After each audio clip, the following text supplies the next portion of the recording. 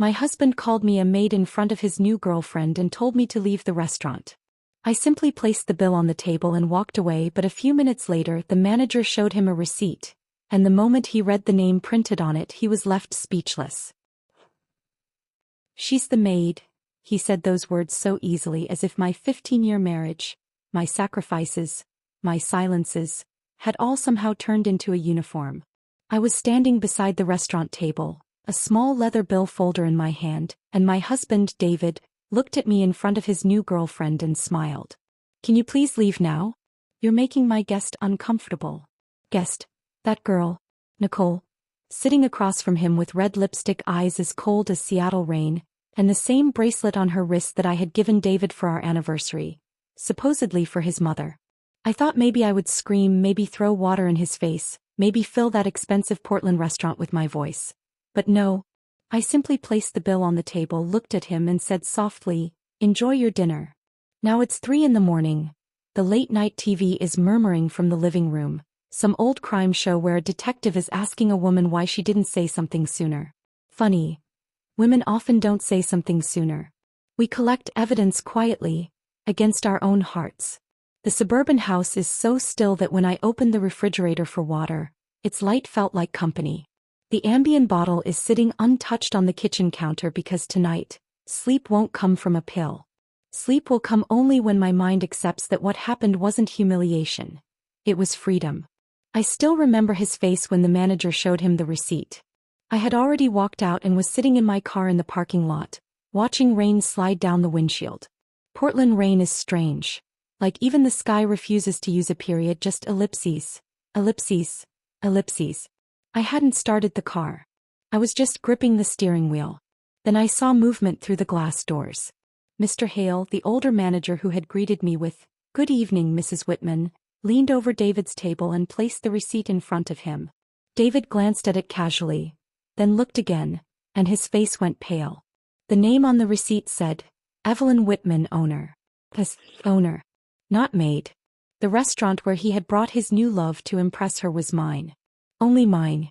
My father had bought it as a small diner after moving from Boston to Portland.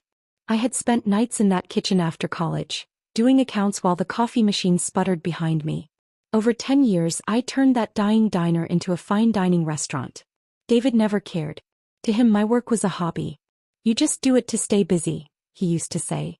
And I wasn't stupid, just hopeful. I kept thinking one day he would really see me. When did I first suspect? Maybe in the Target parking lot when a message from N flashed on his phone and he flipped it over too fast. No. Maybe earlier. During that Boston trip when he said he had a business conference, but the hotel receipt showed 2 breakfasts. Or that afternoon outside Starbucks when I smelled unfamiliar perfume on his shirt, sweet vanilla. Not mine. I said nothing then either. Women are strange like that. We see the truth but we're afraid to name it because once we name it we have to decide what to do. David was always polished. Expensive watch, controlled voice, perfect smile. People said, "You're lucky, Evelyn." Lucky. Lucky that I mistook his coldness for maturity. Lucky that I mistook his absence for ambition. Lucky that when he came home at 2 in the morning I turned the coffee machine back on instead of asking questions. I warmed leftover pasta for him under the refrigerator light and he would say, "Don't start." When had I ever started? I was just terrified of the ending. But what happened at the restaurant tonight wasn't an accident. I understood that later. Nicole had recognized me. She had deliberately asked David, "Is she staff?" Maybe because David had told her I was just his boring wife at home, the one who talked about restaurant dreams and wasn't anything special.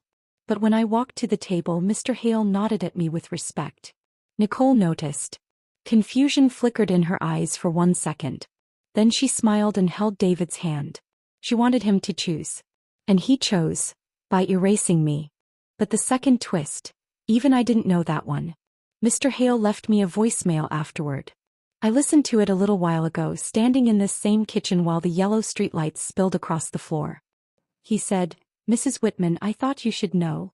Mr. Whitman tried to pay with the corporate card linked to your restaurant account. The card declined because you froze it last week." I laughed. For the first time. So quietly it scared me. I had frozen that card because my accountant had flagged suspicious charges. A Seattle hotel, a jewelry store, a spa weekend, all paid for with my company's money. My hard-earned money. My hobby. David hadn't just cheated. He had underestimated me. So completely that he thought I would never check the books. Maybe he always saw me as the woman in the kitchen. The one who warmed dinner, counted pills, stayed awake at night and smiled in the morning while asking, "Coffee?" He had no idea I had saved every receipt. Every transfer. Every lie. Every moment he thought I was invisible. Now even his things in this house look strange. His running shoes in the hallway. His jacket on the bedroom chair. His razor by the bathroom sink. Like a stranger had been living here and I had called him husband.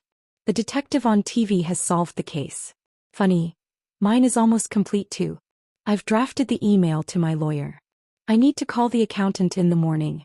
I need to change the restaurant locks. And David? He has been texting for the last 2 hours. We need to talk. You embarrassed me. You don't understand. Then the last one, please don't do anything crazy. Crazy. When a woman endures, she's decent. When she finally speaks, she's crazy. I didn't answer. Maybe I will tomorrow. Maybe I never will. Revenge. I used to think revenge meant destroying someone.